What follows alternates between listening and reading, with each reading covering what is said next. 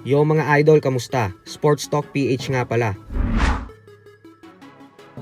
Ang laban ng ating mga pambato. Pag-usapan natin yan mga idol. Ngunit bago ang lahat ay huwag kakalimutang mag-subscribe at i-click ang notification bell button for more sports talk. So isang napakagandang balita nga po para sa ating mga Pinoy boxing fans. Ito po ay dahil naging matagumpay ang ating pambato na si current WBC Minimum Weight World Champion Melvin Jerusalem sa pagdedepensa ng kanyang titulo kontra sa dayong Meksikano na si Luis Castillo sa naging bakbakan nilang dalawa kagabi sa Mandaluyong City. Hindi nga po umubra ang undefeated Mexican fighter sa lakas at talino ng ating kababayan. Kaya naman tinalo niya ito via lopsided unanimous decision sa score na 120-107 at 118-109. Bukod dyan ay pinabagsak din ito ni Jerusalem sa first round at mula dito ay nawala na ang kumpiyansa ni Castillo. Dahil sa panalong ito ni Jerusalem ay napanatili niya ang kanyang WBC World Title belt at umabati na ang kanyang record sa 23 wins with 12 knockouts sa 3 talo lamang, habang si Castillo naman ay nabaklas na ang kanyang undefeated record.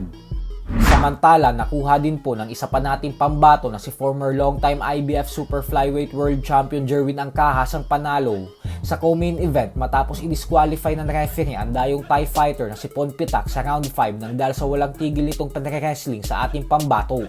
Hindi man gaanong maganda ang panalo via disqualification, pero ang mahalaga po ay nakuha pa din ni Ancajas ang tagumpay, lalo pat ito ang kanyang kauna-unahang laban sa 126-pound featherweight division. Sa kabilang banda naman mga idol ay dahil nga po hindi tumitigil sa paghahamon ang current WBA Junior Middleweight World Champion Terence Crawford sa Unified Super Middleweight World Champion Canelo Alvarez. Kaya naman prangka nang sinabi ni Canelo na hindi nga daw tumalab ang kamao ni Crawford sa former Junior Middleweight World Champion Israel Madrimov sa huli nitong laban, kung saan nahirapan pa daw ito ng gusto sa laban tapos gusto pa daw nitong lumaban sa kanya sa 168-pound Super Middleweight Division. Banat ni Canelo na yung naging performance umano ni Crawford kontra kay Madrimov ay ang siyang dahilan kung bakit kailangan ni Crawford respetuhin ang mga dibisyon sa sports ng boxing. Bukod dyan ay kailangan daw ni Crawford bumalik sa 147-pound welterweight division dahil maliwanag naman umano na nawala yung lakas at bilis nito noong umakyat siya ng timbang. Dagdag pa ni Canelo na bukas daw ang pinto niya na labanan si Crawford, pero kailangan daw niyang matuwa sa garantiyang presyo na ibabayad sa kanya upang pumayag siya.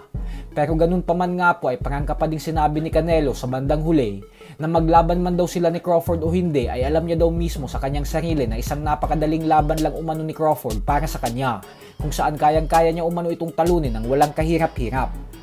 Pero hindi nga po pinakinggan ni Crawford ang naging payo sa kanya ni Canelo na bumalik sa welterweight division.